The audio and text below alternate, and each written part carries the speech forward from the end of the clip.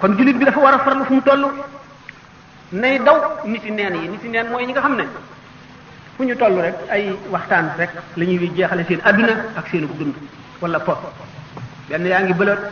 yaa ngi damye yaa ngi coow yaa ngi seetaan am po yaa ngi xuloo wala yaa ngi dox loo xam ne buñ ne la woon ëllëg nga dee doo ko dox danga ko bàyyi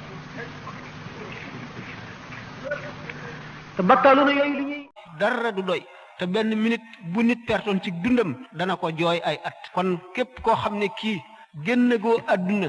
yaa ngi dund génn goo àdduna yaa ngi dund xam ne sa cër yi mën nga cee jaamu yàlla sa xel mi mën nga cee root lu la jàjji sa xol bi mën nga koo setal def ko ci li gën te defuloo ko ba léegi rëccu ga dana metti lool rëy li muy bon bon añaane ko yées añaan moom mooy jullit wala bindeef mu am dara yéene woo ko nga xam ne soo sañoon nit ki ñàkk loolu wala soo sañoon mu dee loolu lépp nag xol bu ràpp moo koy yóbbe nit xol bu ràpp mën na yóbbe nit lu bari xol bu ràpp mooy ban xol bi nga xam ne duñ ko dundaluñ ko